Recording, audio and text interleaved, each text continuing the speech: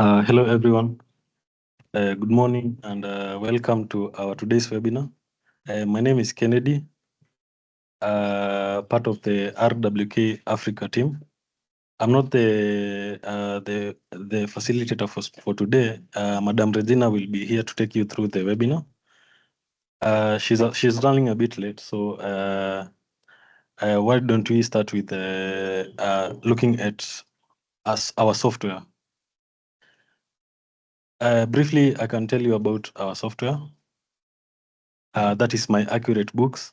Most of you, I know you already have it. And if you haven't, I would highly recommend that you visit the Google Play Store and you download the mobile application. And from there, you can start and continue managing your business online. So briefly, we'll have a brief demo about the system, both the mobile application and the web version. That is the version that you can access through your web browser.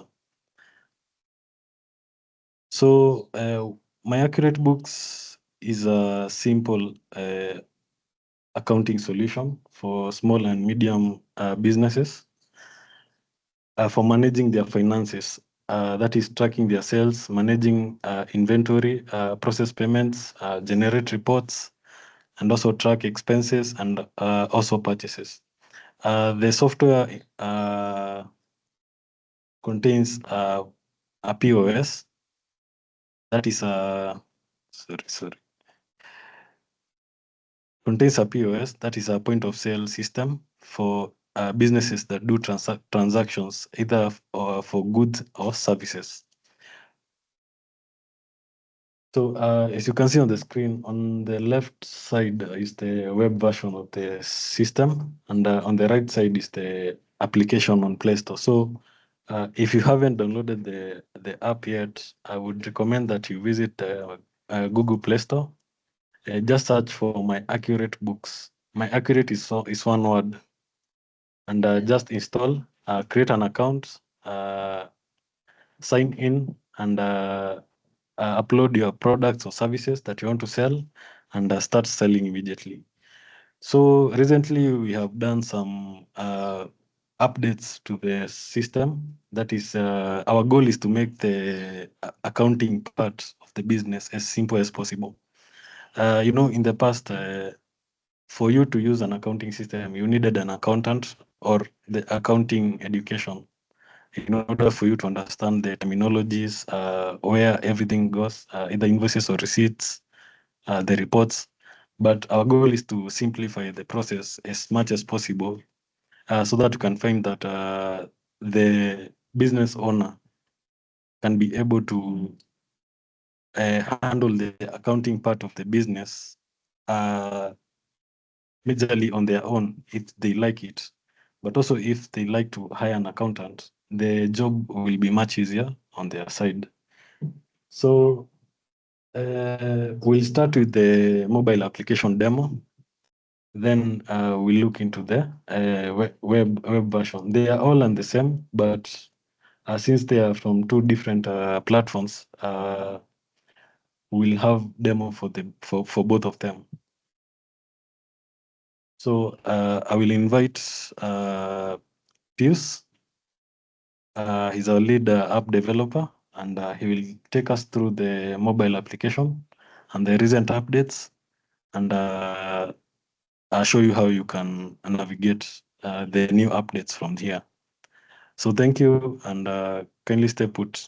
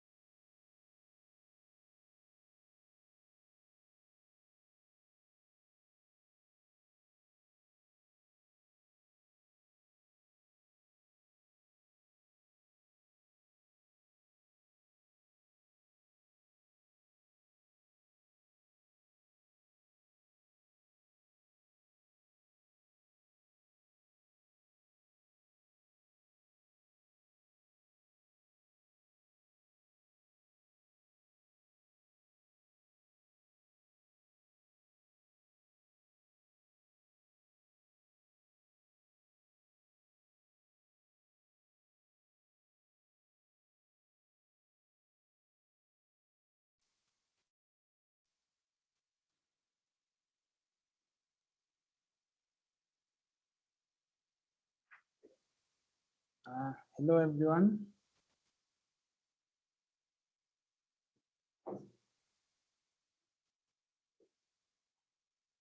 Hello once again. As my colleague has introduced me, I go by the name of Pius Mudomi. Thank you all of you for joining this webinar. I'll be taking you through my accurate books, point of sale and accounting software. So a quick recap of the software is able to do. So we have a point of sale, we have invoicing and quotations, we have expense tracking, customer and vendor management, also inventory management. We have purchases and purchase orders. And finally, we have a real-time financial dashboard. So I believe everyone is able to see my screen. I've shared the screen of how the software looks on your mobile. So if you still haven't downloaded, you can visit the Play Store and search for my accurate books. So I'll start with the sign up process. So since I'm already signed in, I'll go and log out. So for the sign up process, this is the view that you'll get. You click on the sign up. You provide your business name, the location, your first name and last name. Finally, you verify your phone number. So I'll do a quick view. I can use a sample business.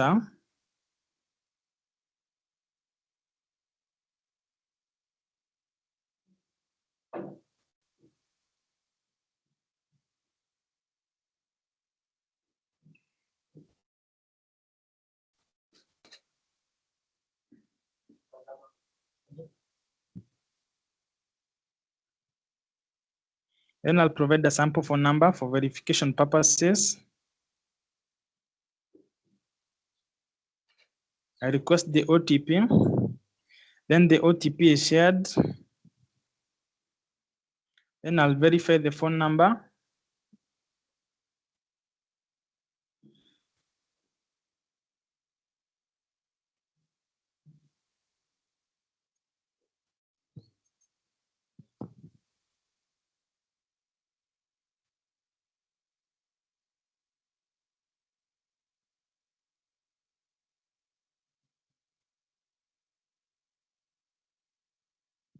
Yeah, so I'll provide the OTP, then I'll verify the phone number. After this step, which I'll enter the business email and the password and use it to log into the application. So since I already have an account, I'll proceed with logging in. So I'll provide my email and password.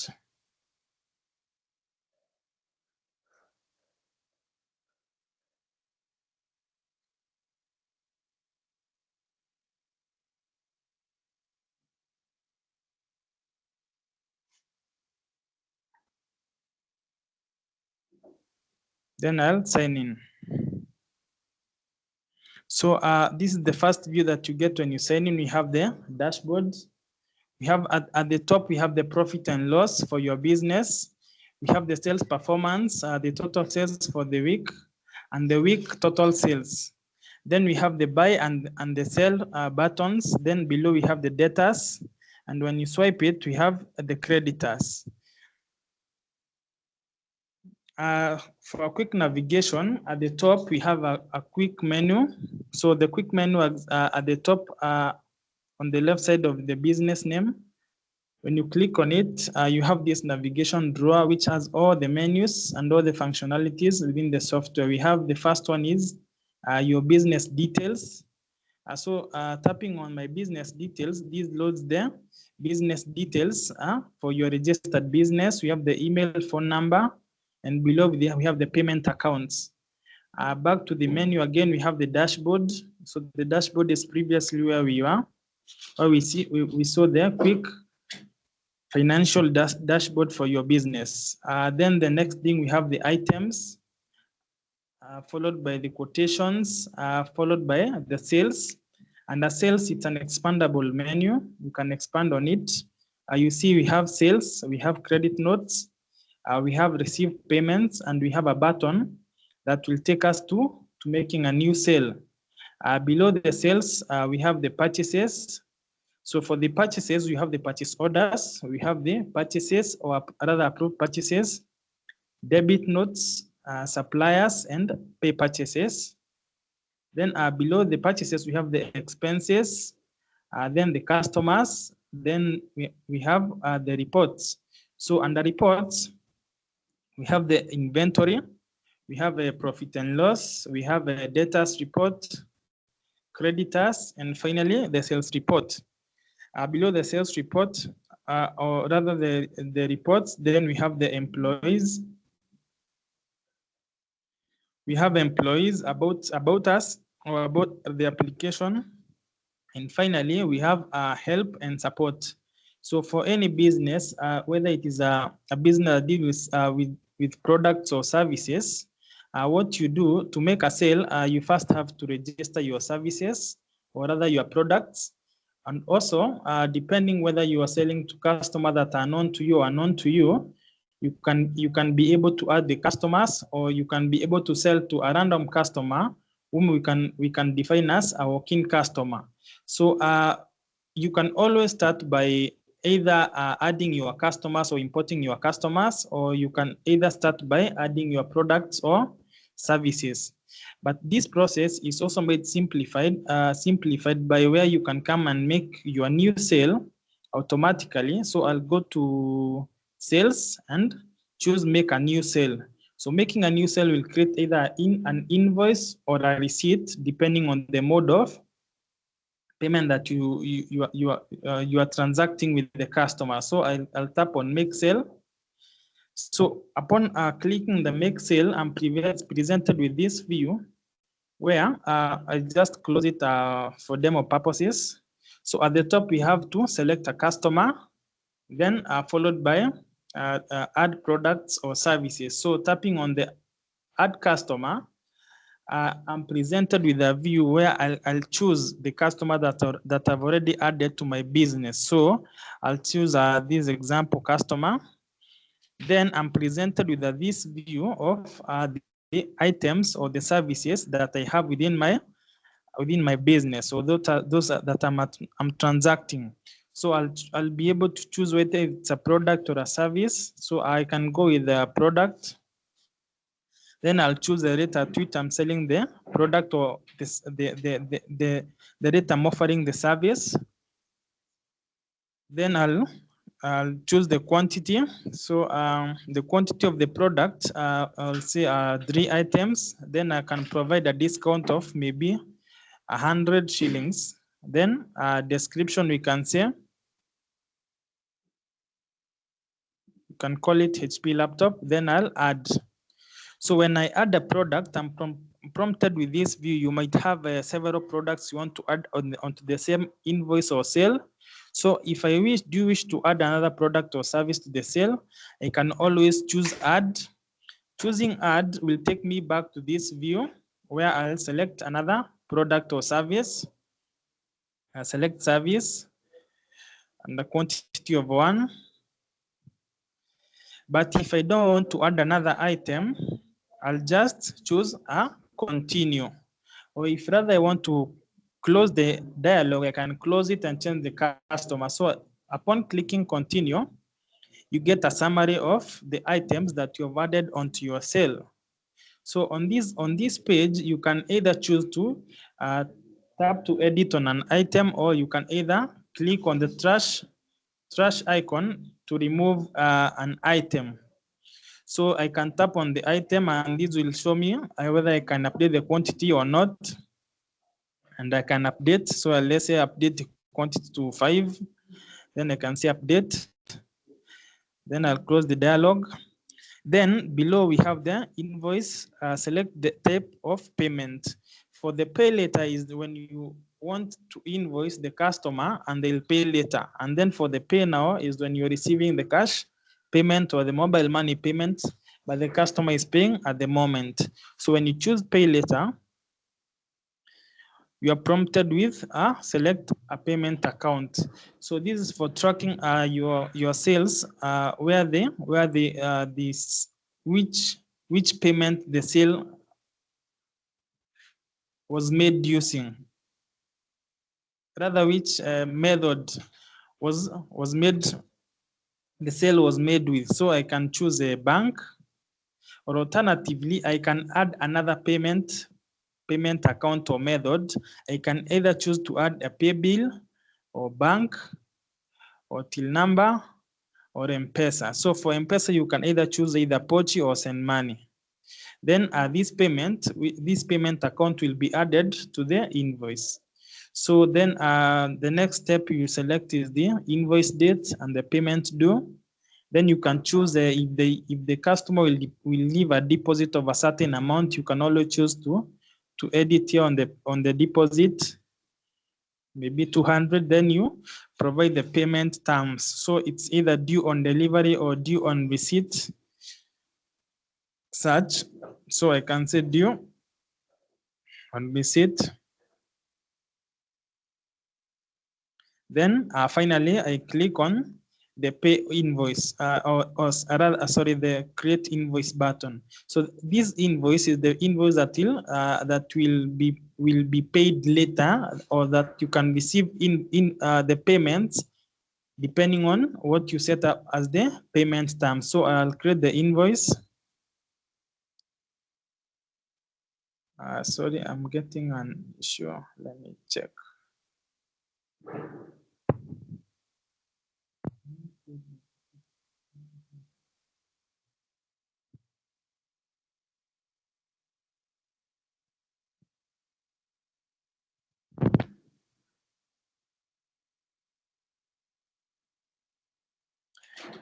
Okay, a moment. Sorry about that. I'll get back to you on this.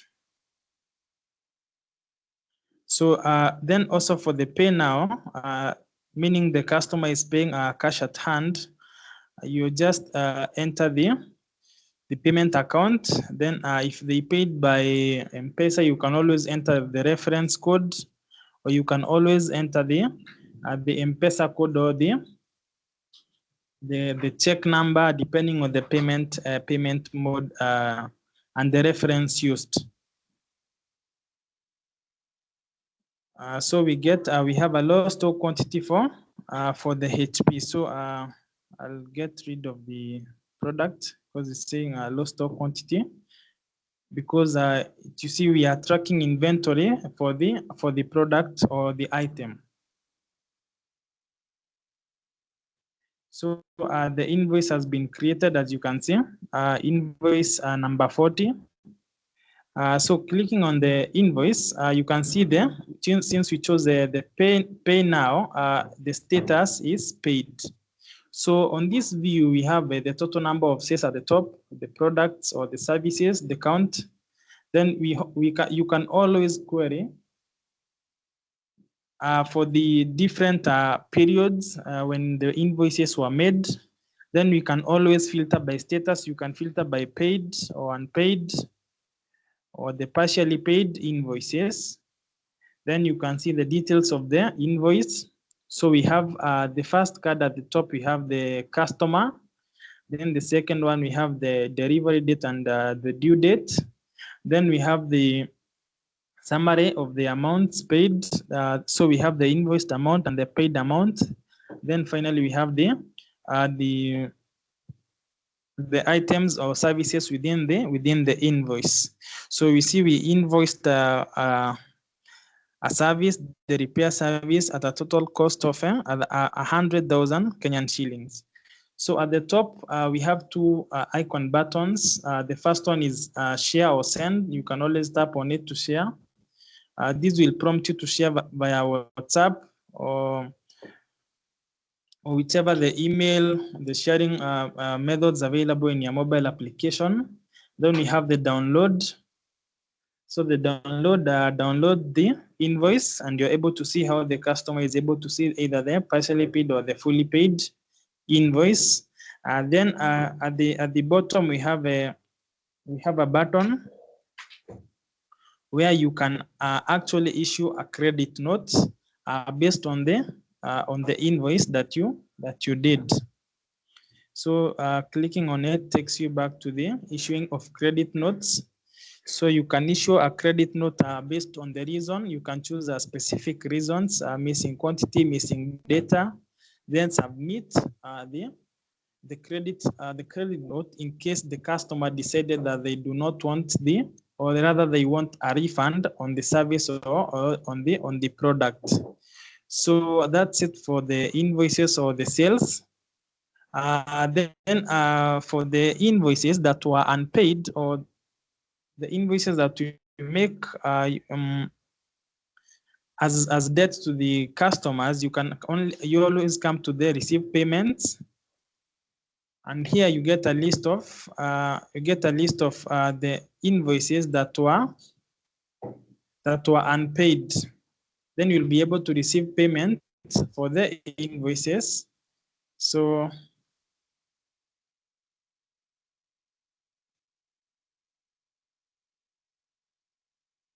let me get an invoice that has been unpaid.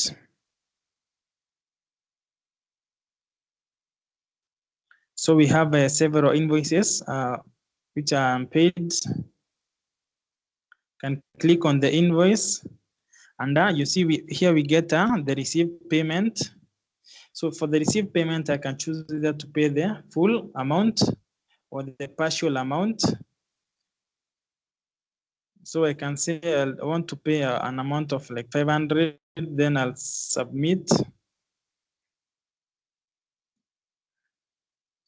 Then you can see there the payments are updated that I received a payment of 500. Yeah, that is for the payments.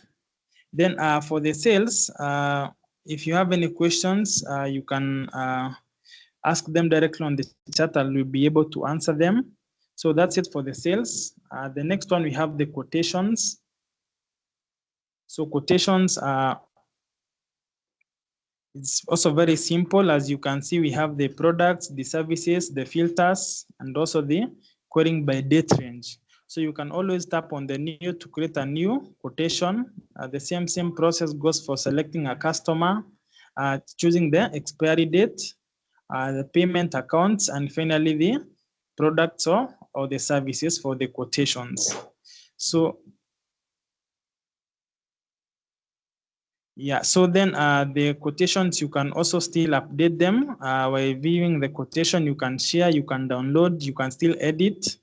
And at the bottom, we have either delete, or if the invoice, the quotation has been approved, you can always create an invoice from the quotation. And then on to the next thing, we have the purchases and purchase orders. So purchase orders, you can send your supplier a purchase order, and once they approve, you will always come and create a purchase from the purchase order. So this is the purchase orders view. Very short fields, rather UI that you can use that is not tiresome. Then we have the for the purchases. So also for the purchases, still you select your vendor, select your items, and also the products and the invoice or the receipt number. Then after that, we have the debit notes. So debit notes are things that you want to return to your supplier or the vendor. You can tap on it, download it, and view it, and the dates and the items.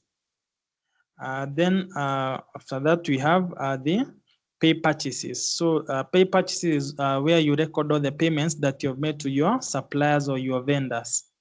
So you see the type of invoice, the date, the number of items, and the total amount. You can tap on pay, and you get the details where you can be able to make the payment to your vendor or your supplier.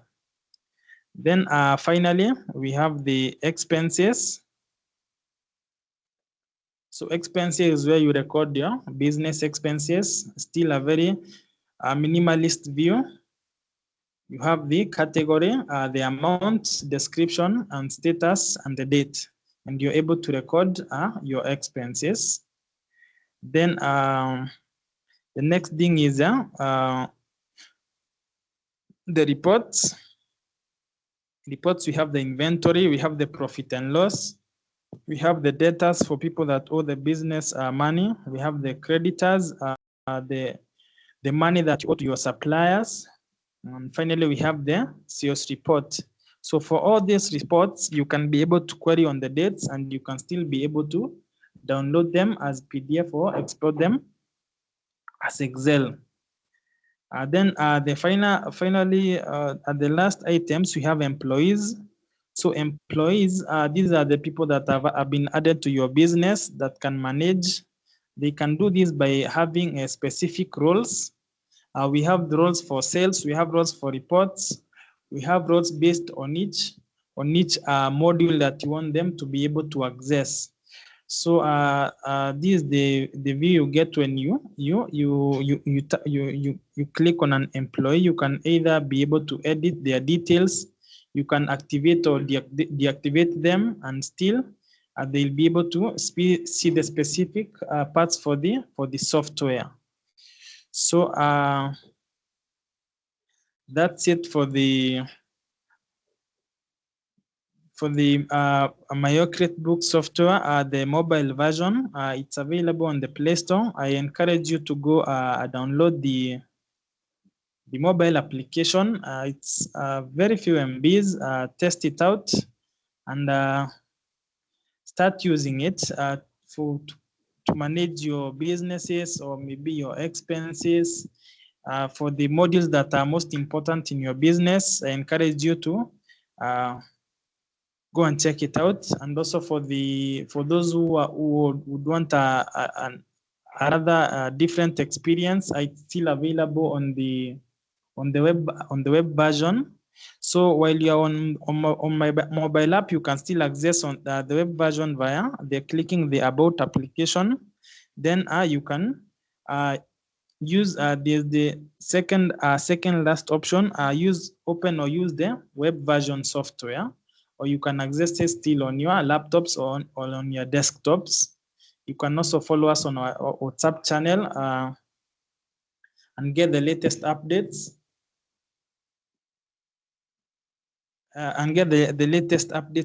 as we advance on the functionalities.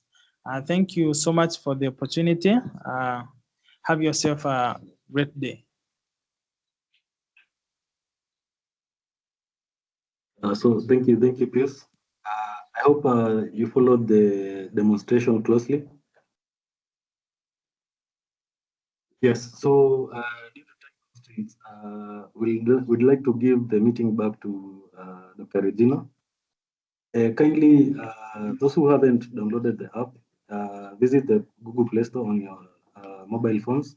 Search for My Accurate Books. It's a very simple application, and it's free. So we are giving a free trial for 14 days. Then after that, you'll be able to access all the features that have been demonstrated by Pius at a cost of only 500 shillings. So kindly check it out on the Play Store, and also you can visit the web version through your Chrome. So we'll see the demonstration of the web version probably at the tail end of this webinar.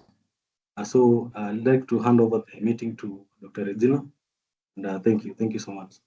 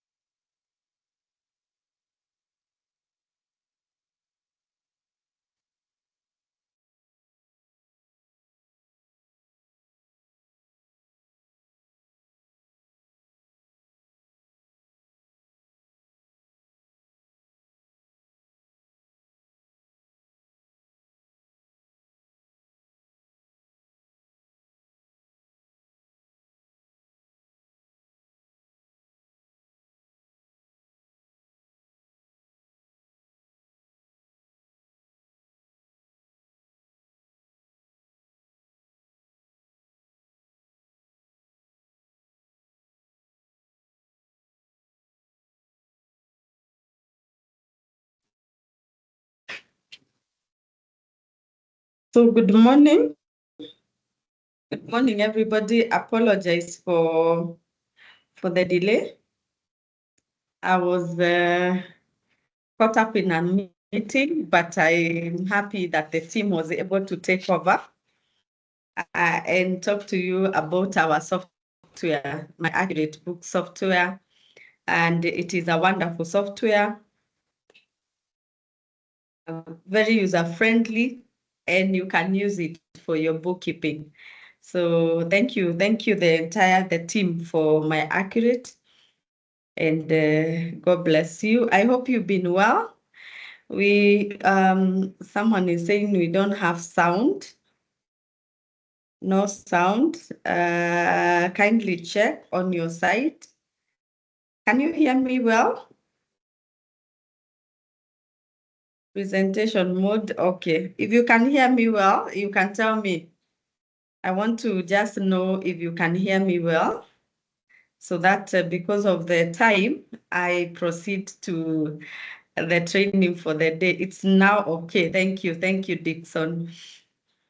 So karibuni sana. We'll talk about, I'll take less than an hour, and I'll talk about tax trends. So tax trends is a training that we do every month, because there's always so many things that keep changing. Tax is very dynamic. So many things that keep changing, and also KRA keeps changing so many things. So that's why we thought that instead of doing our monthly webinar, we can also incorporate the tax trends for you to be able to know what is going on. So let's proceed with the training for the day.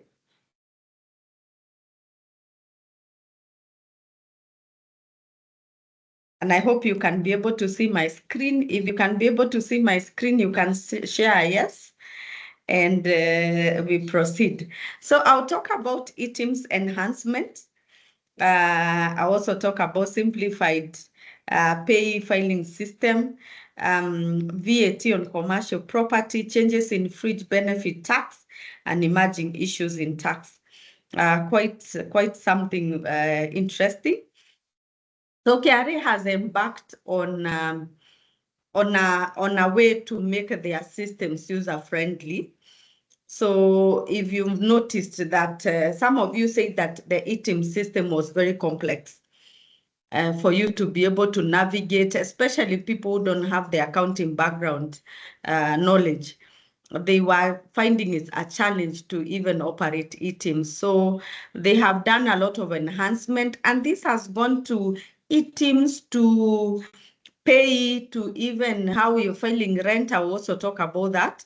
So they want to simplify the user experience, I think so, to just make it more friendly, and for you to be able to file better. So what are these enhancements? So for eTIMS, they have said, I mentioned a few and last time, so I also add a few of the changes that have happened. The self-onboarding for taxpayers. Remember the other time for you to have eTIMS, that eTIMS integration, there was a place where we had to take documents to KRA, they verify, a lot of approval system for you to be able to use eTIMS. Right now, you can do self-onboarding, and you can be able to even download eTIMS client and be able to use it. So that self-onboarding is a plus, so that we also don't have to really go there to queue for that integration. Multiple solutions on one platform. So for example, those using eTIMS client for invoicing can access online portal as an alternative. Remember, I've talked about the different portals, the different usage of eTIMS. eTIMS is wide depending on where you are and depending on your level. We have the eTIMS USSD code, that is *22# that you can use on your mobile phone. It doesn't even require internet. We have the eTIMS client that you download. We have the eTIMS machine that you buy the machine. We have eTIMS that you can access through the online portal, KRA portal. You can access through eCitizen. You can be able to integrate with your software that you're using, that is integrated. You can integrate it with your ERP, and you can also be able to either use it online or offline. So there are so many areas where you can use eTIMS just to make sure that everybody is comfortable. So now we can have multiple solutions in one platform. So if you generate an eTIMS through eTIMS client and you find you're having a challenge, you can go to the online portal, you can go to eCitizen and still be able to generate. Also, they have also created unified invoice access. Previously, if you wanted to access your invoices, you will find that you only access, possibly if you're using eTIMS clients, sometimes you will not access. If you generated others in eCitizen portal or the online portal, you may find sometimes you are missing them. But right now they are synchronized and you can be able to have them. And actually, if you create on eTIMS client, when you go to the eTIMS eCitizen, the sequence still follows. So it can remember that you also on eTIMS client. So I think it's a lot of integration just to make you comfortable. Credit notes and invoicing flexibility. So you can be able to raise a credit note at ease. And also when you're doing the credit note, remember you have to do the credit note on the software or the platform that you had raised the invoice. So if you raise the invoice on eTIMS client, you go back there and create the credit note. If you created on eCitizen portal, you go back there. So you cannot interchange them when you're doing the credit note. Remember eTIMS has a lot of issues, and KRA is really using eTIMS to be able to understand our businesses. So when you're using eTIMS, you have to be very careful. And if you even do a lot of credit notes, you'll find that KRA is asking you, why are you doing this many credit notes? Right now, eTIMS portal can be able to understand an invalid invoice. If you get those invoices that people give you so that you can reduce your purchases, right now you cannot be able to do it for 3 months without detection that you're doing you're having invalid invoices. So the level of data integration and data intelligence that is being used with eTIMS is quite high. So for you, what I would say is you be careful with how you're using it. If you don't issue a lot of credit notes and you're invoicing, if possible, you can use it on one platform just for ease of activities. Remember, eTIMS is helping in auto-population of data. So if you're having a challenge with your auto-population, it also means that you're also having a challenge when you're using eTIMS, either when you're declaring your sales or your purchases. You're not also having suppliers who are able to view, to give you the correct invoices. So auto-population will be effective if your everyday use of eTIMS, it is okay. So I encourage you, when you're operating with your supplier, make sure that before you pay them, you go online and check the eTIMS. If the eTIMS is genuine or correct, or it has been able to auto-populate or give out that information. When you open iTax portal, there's a place where you can be able to verify the invoice, and you can even be able to scan. Remember, it has a QR code. You can be able to scan it. So do those checks before you pay the supplier, so that at the end of the month, you are making sure that all your purchases will be able to auto-populate. then you can be able to have your sales. Your credit notes have to be done very, very well. And if you keep doing them, you know, there's a way, I don't know, some of us have encountered these issues. Or the supplier said the person I was selling to, they told me they cannot access it. So I issued a credit note, then I invoiced them again. Those things, you cannot do them for 2 months without KRA querying. So they are querying, why are you doing those credit notes? So many of them. And actually, they pull you to what we call special table. They deactivate that items, and you have to go through a very long process for you to be reactivated. So how you use items on a daily basis is very important. Remember, I promised to train about items. I still believe it is one of the greatest things that you need to learn. There's a lot to learn. Even the reverse invoicing, I did mention about reverse invoicing today, and how items is able to even do stock management of your stock, and the audit issues that items will be able to handle. So I'm very sure before the end of this year, we shall be able to get audit queries through items, how we've been using items, especially for year 2024, because that was the first, right now is the time we are filing for a whole year after using items. So I'll talk about that. We postponed that training to the month of May. So come in plenty. I'll even take you through how items operates on I will take you through how items functions and the modules inside it, and what to take note on everything, every data that you provide. So items is something to really understand at this particular point, especially for people who have a lot of turnover and you're using it on a daily basis. Okay, so these trends, this enhancement, they are supposed to help. So the upgrade of items software is available at no additional cost.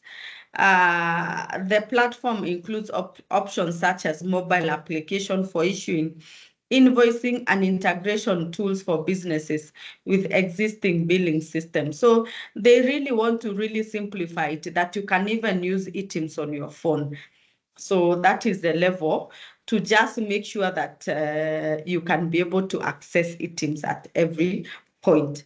We also have the simplification of pay filing system. So what are the changes that under pay as you, and remember, I mentioned that iTax is very user friendly, and there are people who have not been able to navigate iTax portal. We also train on how to navigate iTax portal. So it's very user friendly. And especially when we are filing these returns. And I'm happy that KRA is taking time to remodel and modify some of these filing to just make them easier. So what are these options? What is the changes? Excel-based return, an Excel template designed for straightforward data entry and submission. And if you noticed this, you can also tell me on the chat if you noticed some of these changes. I don't know we are in which version for pay as you earn return. You can tell me we are version what. And remember, when the version change, if you downloaded a version and you put on your laptop, so that when you key in data, then you pull it.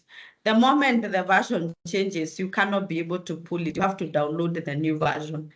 Mobile application, a user-friendly app enabling taxpayers to file returns via smartphones.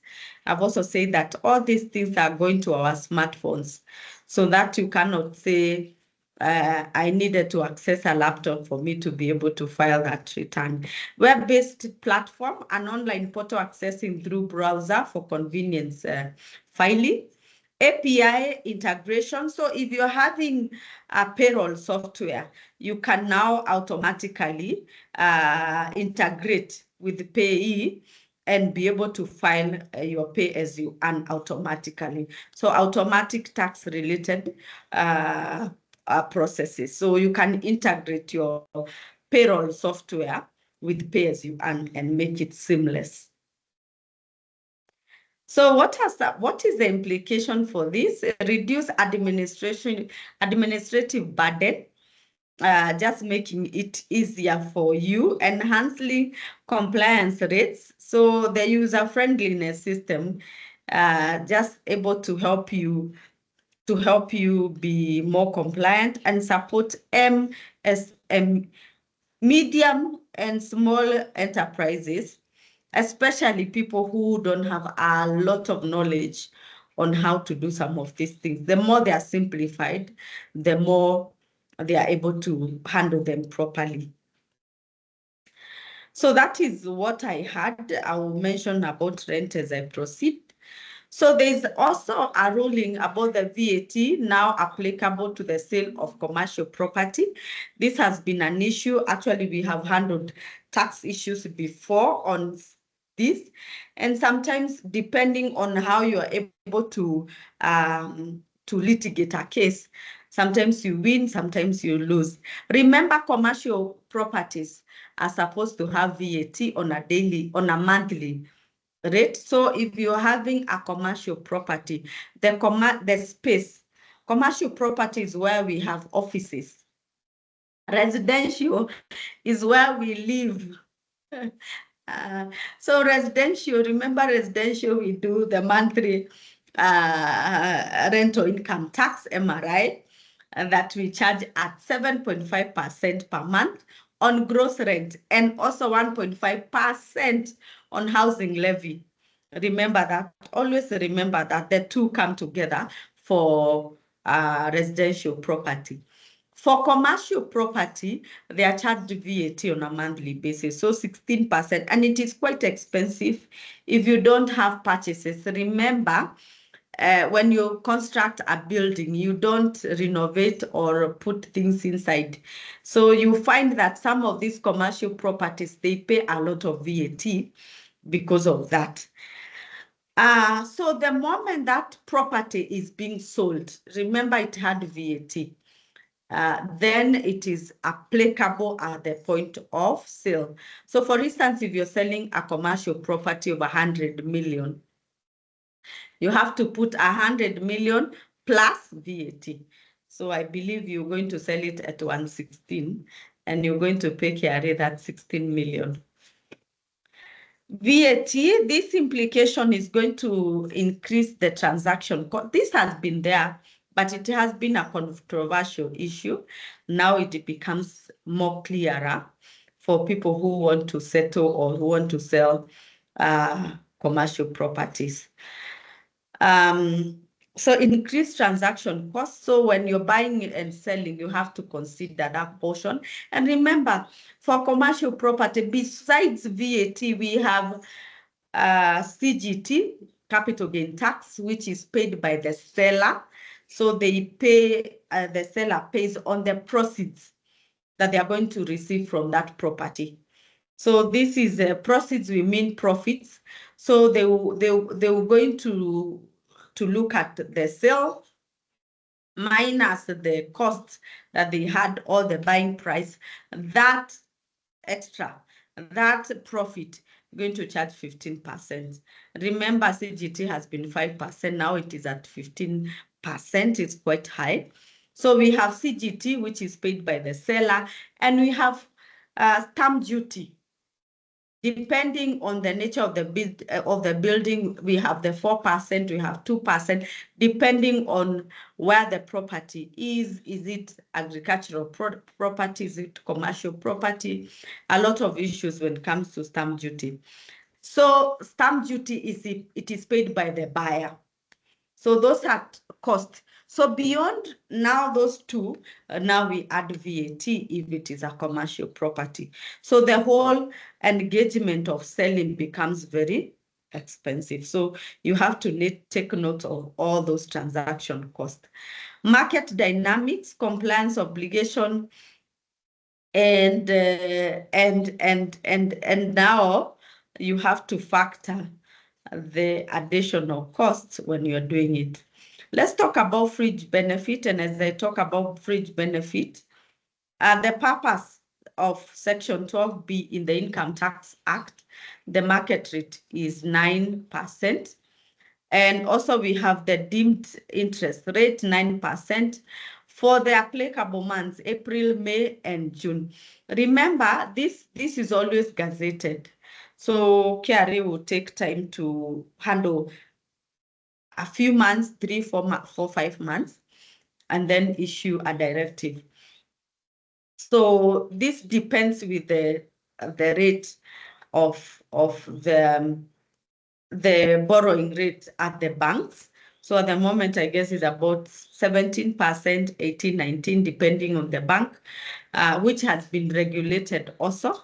So this interest is the interest that you're given as an employee, possibly by your employer, on a loan. Sometimes you find they will give you at a lower rate, 7%, 5%, depending. So depending on the company. So KRA insists that they don't consider the rate that the employer gave you 5%, you have to use that 9%. So the difference between 5 and 9, that becomes a benefit. And that benefit, you're supposed to pay taxes on that benefit. So what are other issues that are also there? So these are some of the issues that we also find. Sometimes these are some of the directives that we see in the market. So bold shifting VAT burden to drivers. So the value added tax, they've told that the service they are offering should be vatable, and they are shifting that burden to you as a customer, burden to its driver, citing regulatory compliance with KRA guidelines. So they are giving that burden to their drivers. And of course, when they give it to the drivers, then the drivers have to take it to the customers. So higher transport costs, and also reduce disposable income also to the drivers, because now they have to bear that burden. Remember, VAT is being some of these organizations are international organizations. So when they come to Kenya, sometimes they might operate, sometimes they operate over a period of time without having some of these regulations. But when the tax authorities see traction in their businesses, they always come on board to impose taxes. Remember, right now, even when you're using Facebook, and this was something that happened about, could be 3 or 4 years ago. Now, Facebook, any posting that you do, any advertisement you do, you have to pay 16%. So these are international bodies coming to Kenya to operate, but they have to comply with some of these tax regulations. Another change, betting firms relief from new taxes. So the recent decision by the National Assembly Sports and Culture Committee to reject Senator's proposal on new taxes on betting firm has provided temporary relief to the sector.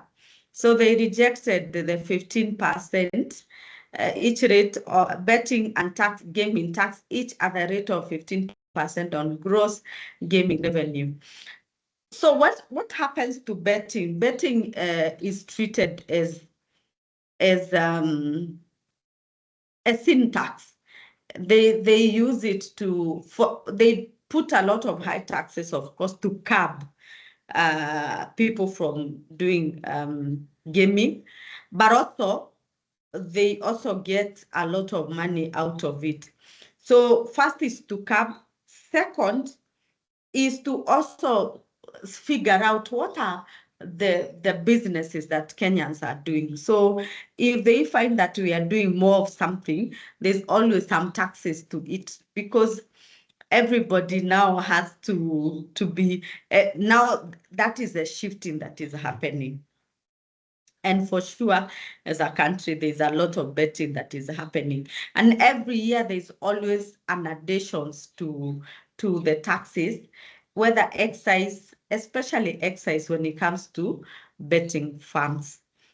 So what happens when we talk about the National Assembly Sports and Culture Committee and the Senate, for any taxes that is being implemented, even right now, we are having the finance bill being made for 2025. Financial year 2025-2026, it's in the process. And there are some taxes that have been proposed. Of course, we don't have that documentation, but it will be very soon. But there are some mentions of additions and taxes. And during that process, the firms or the organizations affected can do lobbying to make sure that that tax is not introduced. So any organization, if they are united, they can be able to lobby. And I'm very sure that the betting firms were able to do that so that they can be able to curb that. So I also want to mention a few cases, highlight a bit of cases that have won. The reason why we highlight cases is because when a case is won, either at the ADR or at the tribunal, at the High Court, a tax case, it forms a precedence of how we able to relate to other cases. So when we are going to the tribunal and to the ADR, we can quote some of these wins so that we can support a win on the case that we are handling. So it is very important to know what is the judgment, what went on, what was the argument, and how was the win. And the victory can be either sides, can be KRA versus the company, or the company can win. It's either way. And I've mentioned here before, these cases are won on facts and evidence. So you have to really prepare. So KBL secures a major victory in tax dispute with KRA. So what is the dispute origin? KRA issued a tax assessment in March 2021, demanding 606 million in excise duty and VAT. This was later revised to 486 million. Yes. What is the argument? KBL argument. The brewer contended that its excise duty rebates were legitimate, supported by proper export document, and that the apple cider concentrate was a raw material, not a finished product. Quite good. So you can imagine that they are coming to even the specification of the actual property. So here there are two issues, the issues of rebates. I believe these rebates they give to their distributors. Possibly if they able to distribute or able to get the stock that they have targets with them.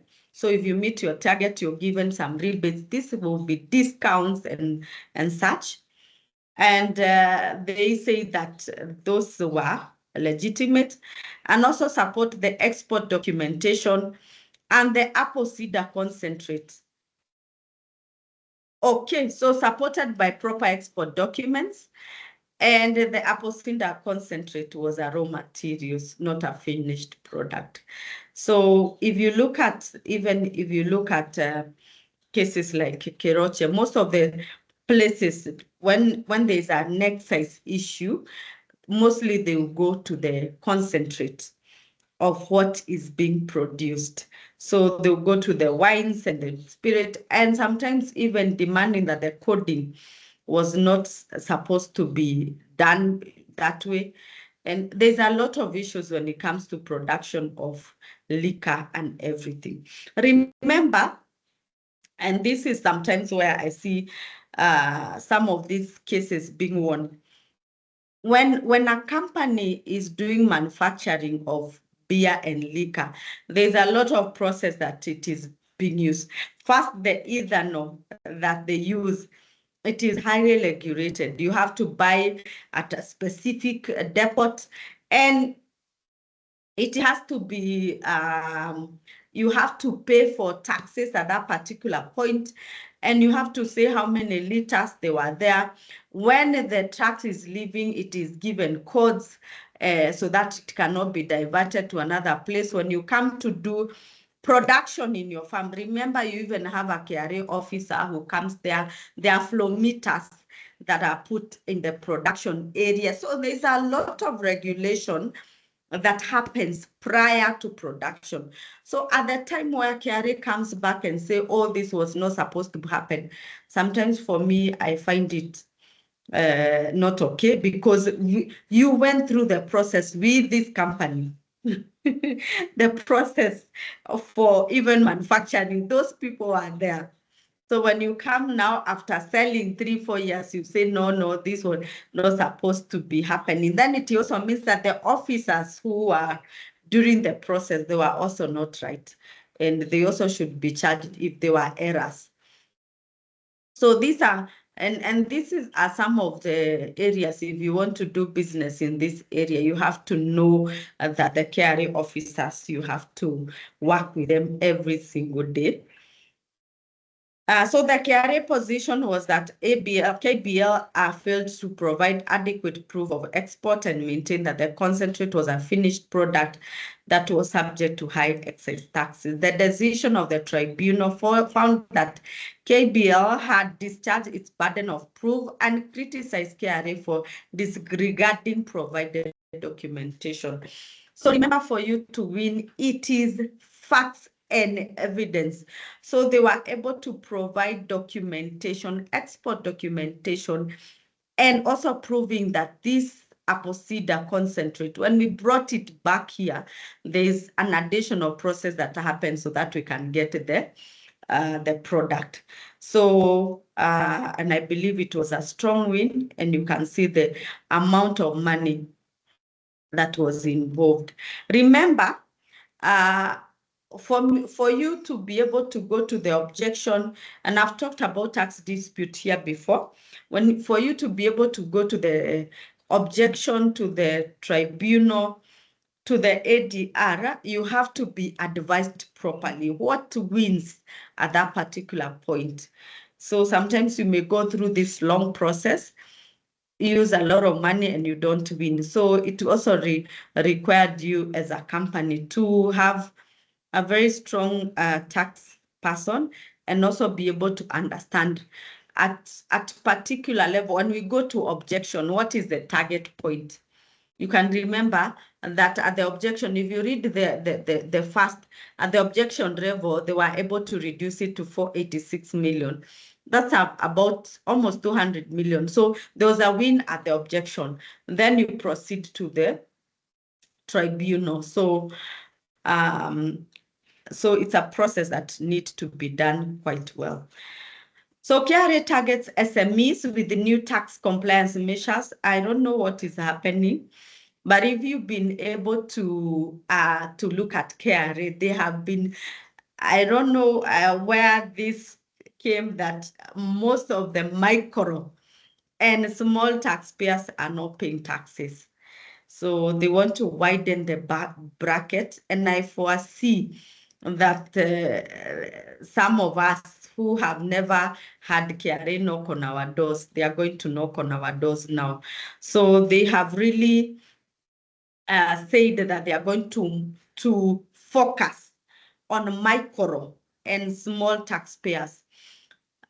Remember, micro, I would mention someone micro is less than 5 million.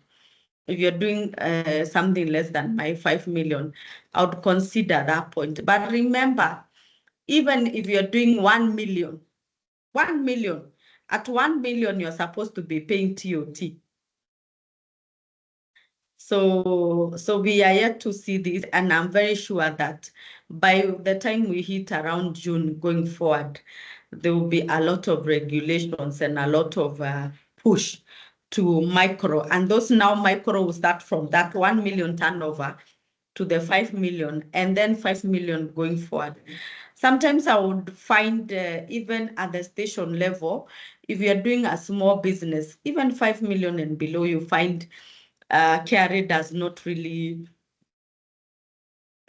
disturb you a lot until you start doing turnovers, possibly 10 million, 20 million. That is the time they start calling you. But right now, we are going back to that level. And I even foresee the return of the tax, the revenue service officers, those ones that were coming door to door.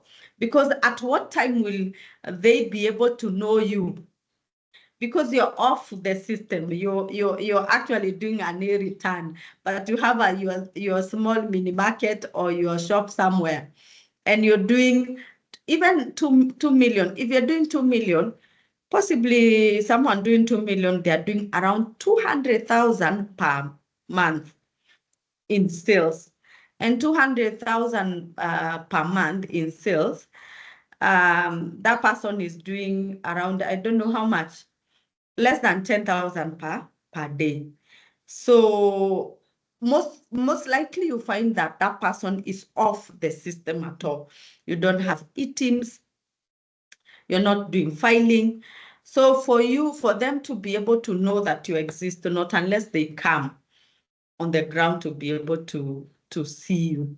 So this effort is spearheaded by the new established Department of Micro and Small Taxpayers, led by the acting commissioner.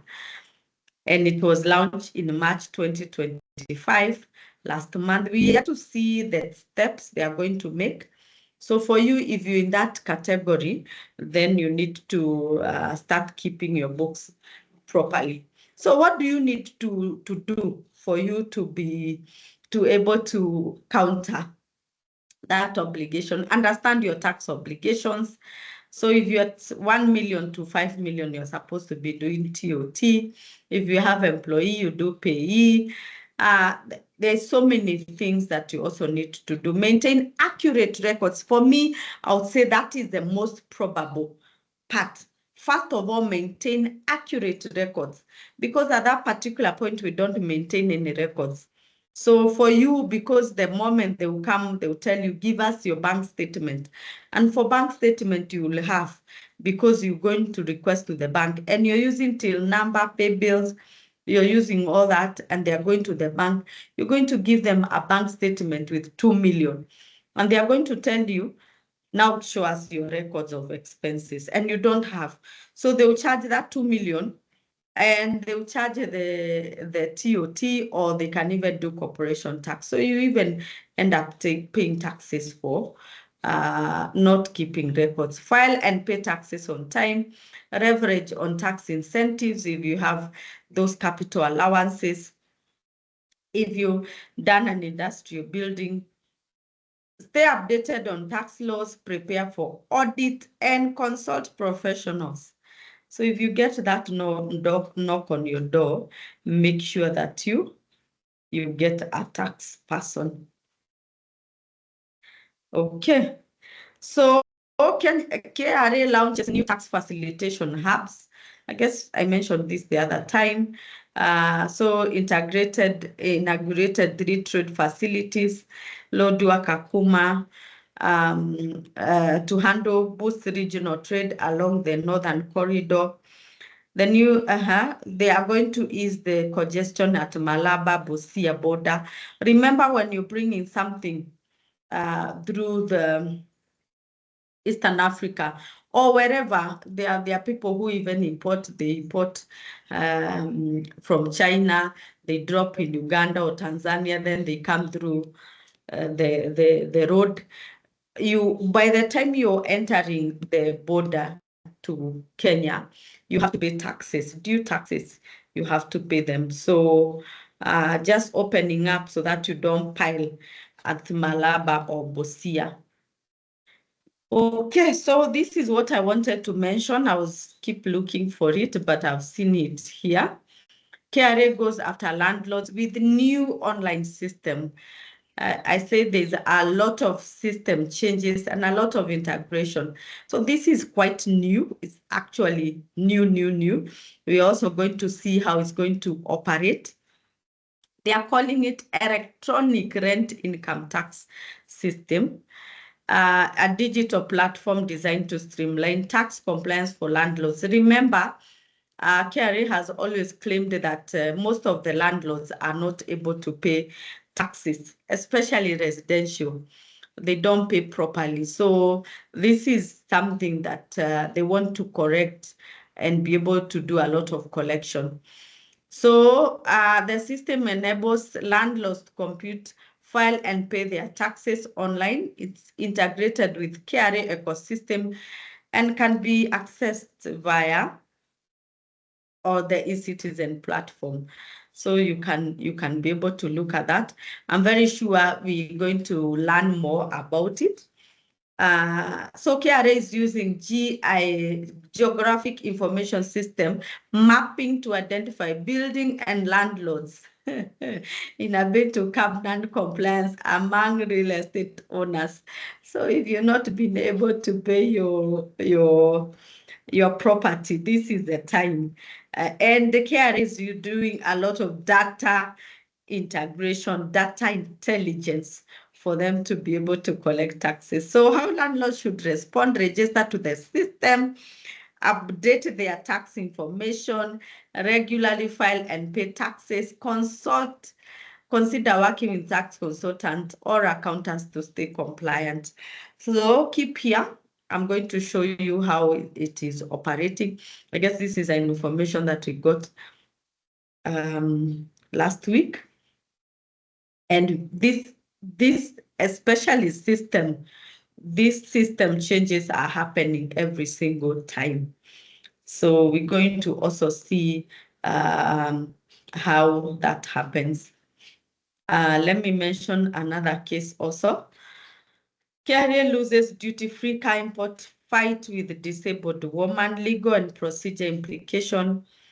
So expand access to duty-free imports. The rule is set as a precedent that vehicles do not extensive physical modification to qualify for tax exemptions. It also strengthened the rights.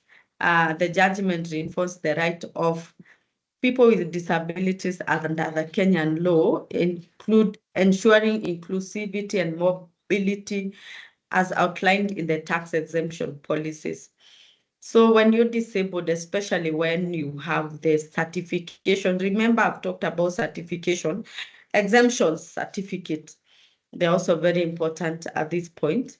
So this was at the point of entry, a car is supposed to pay for import levies, VAT, and the VAT is very expensive. Sometimes you find that if you bought a car at $1 million, at the point of entry, you pay another $1 million. Mostly you find it is like that. What you imported and what you pay at the port equals. So that car now becomes at a cost of 2 million. So sometimes these taxes and the duties are very expensive at the port. And the woman was able to win. So these are some of the issues that you can do, and you can be able to fight until you win. Remember, as a taxpayer, you have rights as a taxpayer, especially for fair assessment, and especially where you understand the law, you can be able to give it a good fight, and you can be able to win. And of course, having the right consultants. So some of the ongoing tax cases, VAT on withholding. I think especially now that is happening a lot. So if you are withholding agent and you've not been withholding properly, actually this year they have done quite a lot on that. If you've not been doing withholding properly, they take all your purchases and they charge the 2%, and they tell you, and they compare with what you've been paying, and especially for last year and the other year. And mostly we do withholding selectively. We don't withhold to all our suppliers. So KRA has been very keen on that. And of course, they will charge you with penalties. Sometimes we argue there was no loss of tax because you paid the supplier the full amount. But remember, they gave you the obligation for you to be collecting. Return review, this is where they review the return that you filed, and they are able to cite issues. VA, I don't know if there are any people who have VA issues. Some of these issues have been long gone. I hope you are able to solve yours, because I believe now with the introduction of ITIMs, the inconsistency, if you had those assessments, and this is a time to close and just enjoy the amnesty. Remember, we have the amnesty that is ending on 30th June. Rental assessment, a lot of rental issues, expenses assessment. If you have expenses that don't even match, sometimes some of us, we have expenses that even don't match what we do. And when sometimes I see them, I wonder who is doing your accounts. Remember, your auditor should be able to understand tax. And if they don't, you can come to us. Last week, I was able to see a tax case at a legal firm. So they called me to look at their document. And one of the expenses that was in the profit and loss was legal fee. This is a legal firm, but it has an expense of legal fee. I wondered, actually, they even told us they don't have. So sometimes it's very good, even if those accounts, how you're doing them and presenting them is very important. And remember, we always talk about tax triggers. These are some of the things that trigger taxes, trigger audits. VAT credits, if you're always on a credit position, KRA will always raise a query. Comparison between turnover, income tax, and VAT. I've always mentioned here about it during the tax triggers, that your income tax return should be able to be equal your VAT. If somebody is making that mistake we made 10 years ago, not now. So even us now, we are doing audit. The very first thing we have to counter check, we do a VAT analysis prior to even looking at the trial balance, because that sets to see how much was the sales, how much was the purchases during the year, before we even look at the trial balance that you're providing, and even looking at and also verifying the source documents. So advanced tax, if you have a commercial vehicle and you're not doing advanced tax, is important. Import and export information. So if you're doing imports, whether it is sea or water or air or within Africa that you come through the roads, you have to do verification. And remember, at the entry point, there are tax officers. So if you jump, sometimes some of us, we are very wise and we jump them. So when you jump them, the other side, there's somebody waiting for you. Export information also, if you're exporting at the point of export, there are information that you're supposed to provide. So both information is used to tax you. Rent audit based on KPLC and water information, now meter information. KRA uses those data to be able to look at rent. Nil filing and non-filing. And then not paying payee obligation, yet you're having salary as an expense. Some of us have salaries, expenses, but you don't have the payee obligation. And those are some of the mistakes that we do when we are doing audit. And then tax investigation on evasion. Sometimes KRA would do investigation on evasion. I finalized on that. So let me answer your question. Allow me to answer your question before I talk about some of the issues that we are talking about. If you have a query, you can ask me.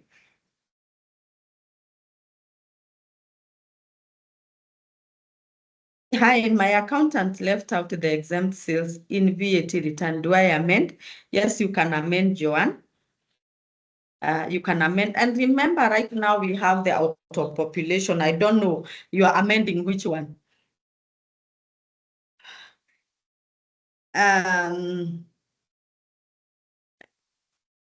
don't know which one you are amending, because the auto, especially from January 2025, the auto population is working very, very well. So if you're doing any introduction of sales, I think you have to introduce it in eTIMS first. So in the eTIMS machine. So it's in 2024. Yes, 2024 is accepting. Go ahead and do that amendment.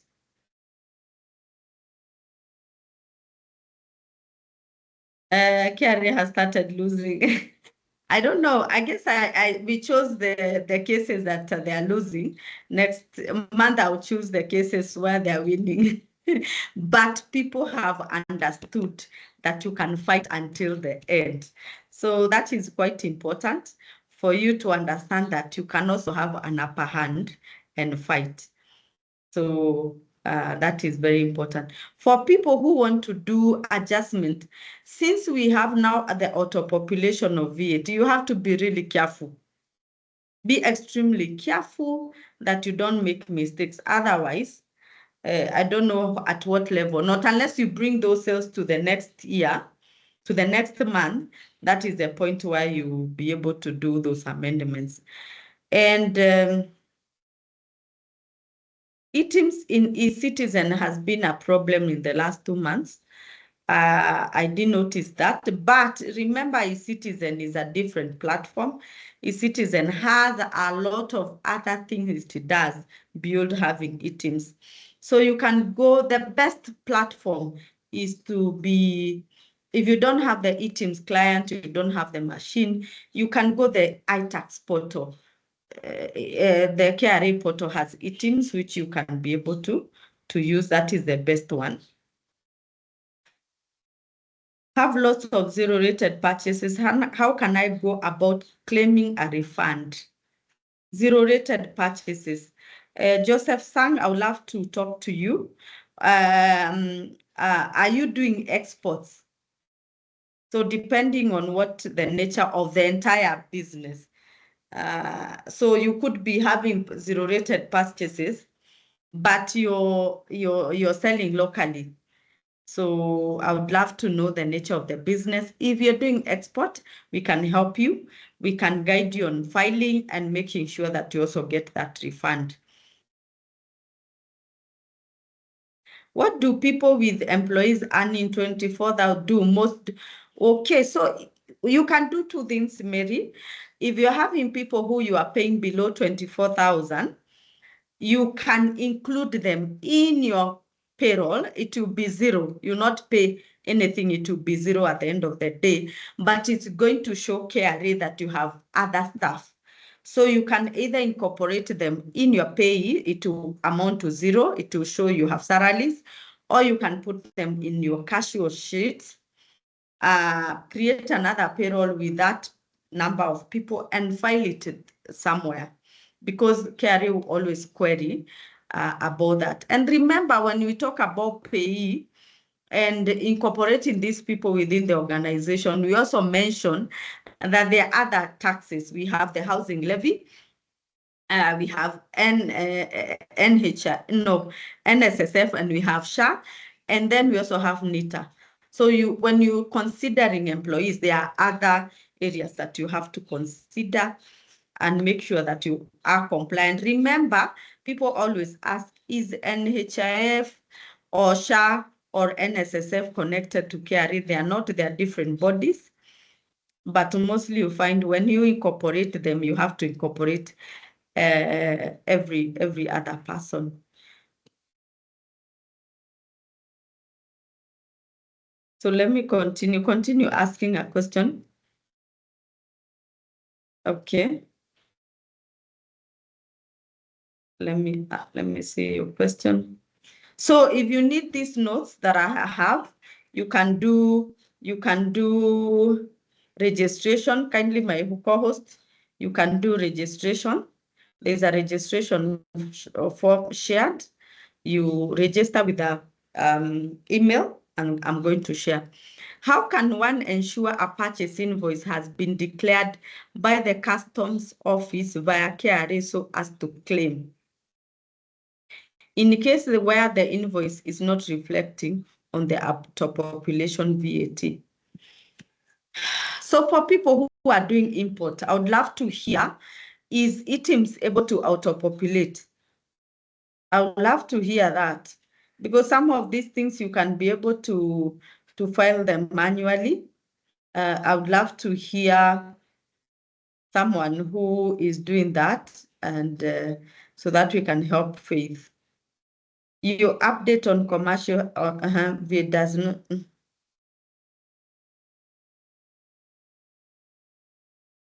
Your update on commercial property yesterday on having VAT on sales, does it mean if I sell my house that had A and B income, I have to pay VAT on sale? So will you be selling it as a commercial property or a business, that Airbnb business? If a company withholds tax when he pays you for a service you have provided, how does it help me? It helps you, Brian,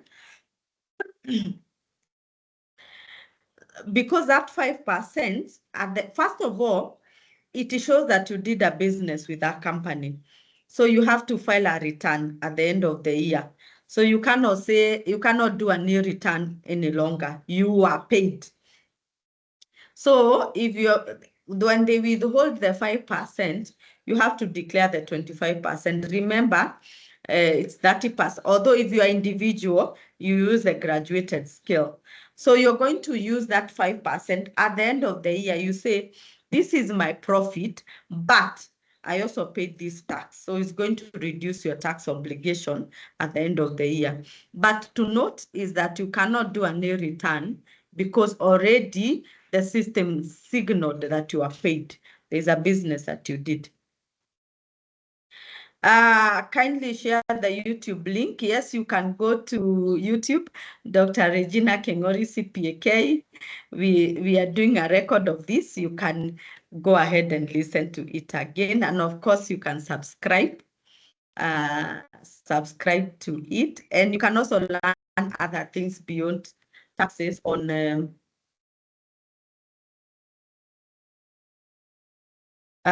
you can also have you can also learn other things on business. Tax system in Kenya is no longer very certain. Could this be treated as a whole tax system stability and revenue collection? Oh my goodness. For me, I can say for the past like 2 years, there's a lot of changes that have been happening. And that's why we even came to do these tax trends, because there are always so many things happening. So I hope that in the near future, there can be stability. Are there any benefits of being appointed as a KRA withholding VAT agent? No. Wanja, I know you're very unhappy with that, but there are no benefits of it. Actually, when withholding agents was introduced, we camped at KRA refusing those appointments, and the KRA said they don't ask us when they are appointing us. There is no, my dear, there is no benefit. There are organizations that had to employ a tax person to be collecting withholding. Can you imagine? They even have now to bear a burden of taxes of salaries to pay somebody. Or tax liability is somebody who is a freelancer being paid directly from England, liable to pay KRA. So if you're being paid, we'll counter that as possibly. At the end of it all, when KRA will ask you for that bank statement, then they can be able to look. You're supposed to to do the income, the business income. At the end of the year, I was paid 1 million. These are my expenses, and this is my tax. So that is the best formula. What happens when you win a court case, but KRA fails to adhere to court direction? They can't fail to adhere.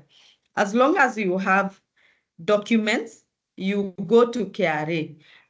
Remember, if you had 100 million on the system and KRA had rules, you get a ruling that you're supposed to pay 2 million or scrapped. Mostly they will come with some amounts. Then the team that is supposed to effect this, sometimes you find is the ICT. So you follow up. It doesn't mean because you have a letter that letter will be effected on the system immediately. So for us, what we do for our customers after we win, we follow up until it is adhered on the iTax portal and those amounts are reduced. If you have payment received from suppliers in the bank statement for last year, but don't raise items invoice last year, how do you approach that? Do I raise items invoice this year? If you have payments received from suppliers in the bank statement, but didn't raise items invoice last year. So for last year, what I would say, go ahead and do an amendment. Don't go to items. Remember, items will give you this year, not last year. Items, you can't backdate it. So, but because that time we didn't have challenges of auto-population. And remember, you can only be able to amend for the last 6 months. So possibly you amend December and November and incorporate the payment that you received. Next time, my friend, make sure that you keep checking keep checking those entries so that come 2025, 2026, you not ask me that question. I'm very sure the 2025 will not accept it because we'll be operating under auto-population the whole year. So make sure that you are able to monitor every month or 3 months to the close of the year. Look at all your banking or everything and just make sure that everything is aligning before the closure of the year. What happens because KPLC invoice despite having items is not accepting? Okay, I've not had that challenge again. Someone can tell us what they are doing with items for interns earning 15K monthly. Are they treated as casual?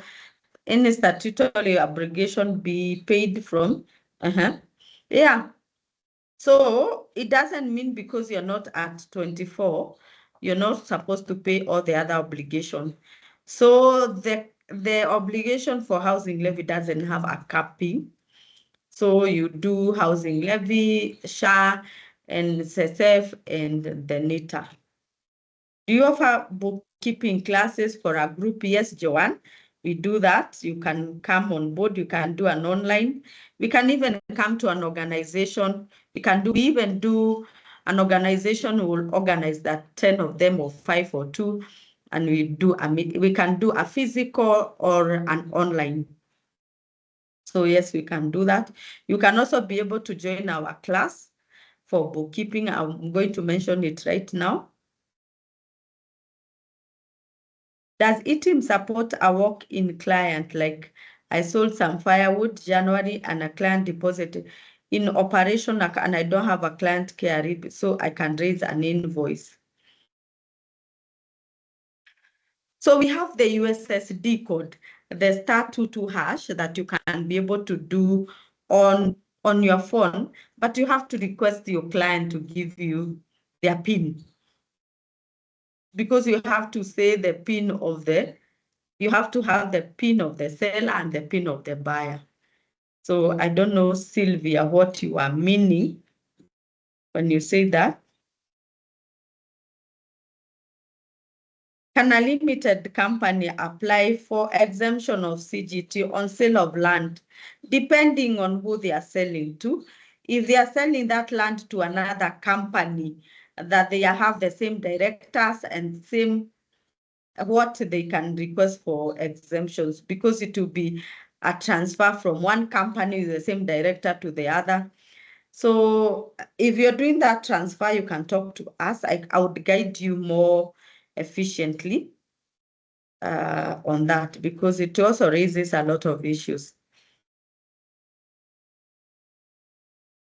What happens if you have a purchase done and it's out of population, but it's not going through?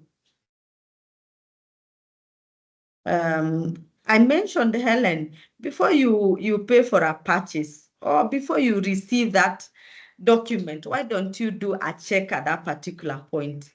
Go to iTax portal and counter check or scan that. The moment you do that, you save yourself a lot of this headache.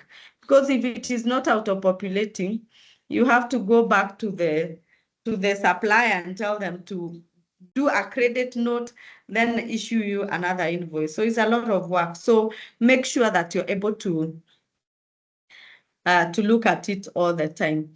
And then if you have a personal issue, you can do a calendar booking. Sometimes you don't have to ask here a very personalized question. You can do a calendar booking. My co-host, you can share calendar booking on the chat. Book there, and we're going to talk. And I'm going to guide you through. If you have a tax query or a tax case, we are some of the best. That's what we do best. We can be able to help you out and make sure that you win the case. Also, there is a registration form. Register so that I can be able to share the notes with you. So with that, I want to go back and mention the bookkeeping. So on the chart, you can be able to see we have bookkeeping masterclass, audit and bookkeeping masterclass. It will be for 2 weeks. So 1 week we do audit, the other week we do bookkeeping. So if you do both, you pay 15,000. If you do each, you do 10,000. And we give you a certificate.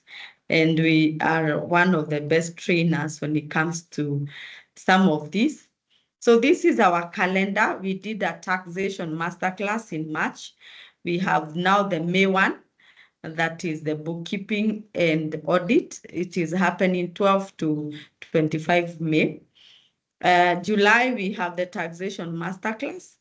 Then September, we have the audit and bookkeeping masterclass. We're going to repeat it. And then November, we're also going to have a taxation masterclass.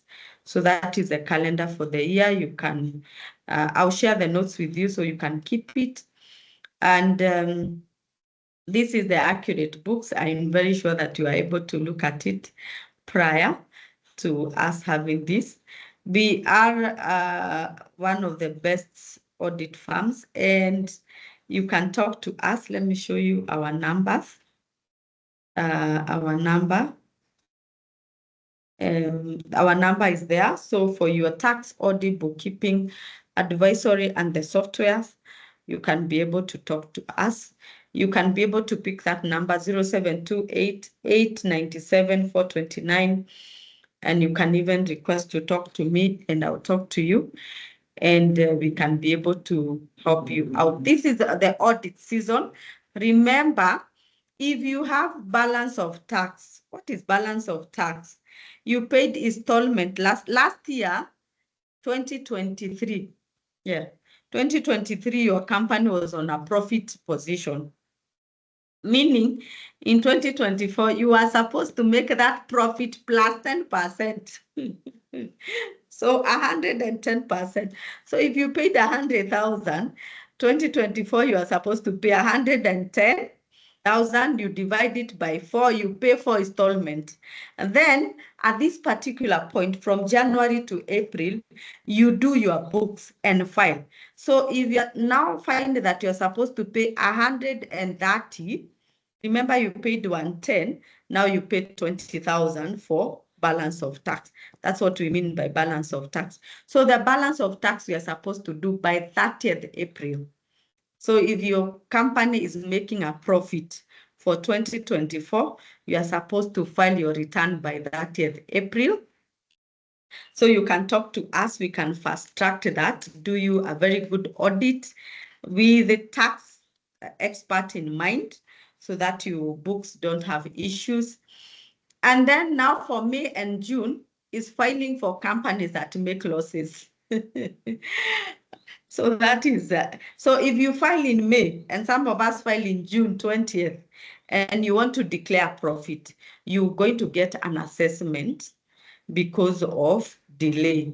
So some of those, so some of you pay a lot of interest and penalties because of that. So at this particular point, we can be able to even do it on site, and we can be able to do a very good job. So with that, I want to say thank you for coming on board. We took longer than expected, but I'm sure that you've been able to learn something.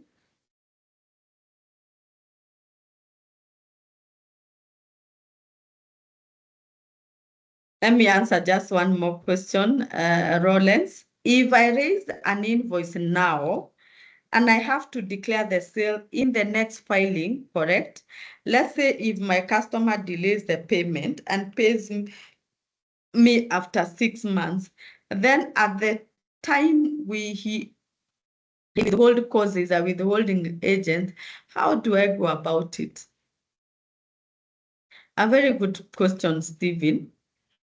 So if you do raise an invoice now, remember it is going to auto-populate next month. So you pay taxes prior. Actually, that's how we talk about the tax point. When is the tax point? And we say the prior is the earliest of invoice generation, payment being received, or goods being received. The three, whatever happened earliest. And for you, the invoice generation happened earlier. You have not even received the money. Possibly you have not even received the goods. So the moment you do that invoice, you're supposed to pay for taxes. And remember, you're paying for taxes and you've not been paid. So you pay taxes. For instance, if that in particular invoice, the VAT is 50,000, you pay KRA this 50,000. So at the point this client pays you after 6 months, and they will do withholding of 2%, that 2% you're going to use it as a credit for that month. So it will accept, and it will not have a problem. You will not have to repeat that sale because now you have a withholding. You're going to utilize that withholding at that particular point. And this is a challenge that happens especially with contractors and people who give services to government and parastatals, because you raise an invoice and you're paid a year later. And actually, you raise an invoice of 10 million, 20 million, very expensive, and KRA is knocking on your door asking for money and you've not been paid. So that is one of the biggest challenges for especially contractors. With that, let's call it a day. It's a wonderful Friday. God bless you. Thank you for always coming on board. And it's always a pleasure being able to learn together. We host these tax webinars every month. We have 3 of them. We have tax trends.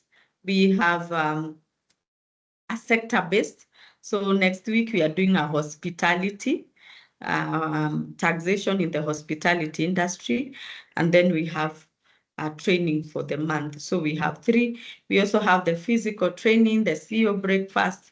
We have the master classes. Just be always here on board to just learn. For tax, learn as much as you can. God bless you. Have a lovely Friday.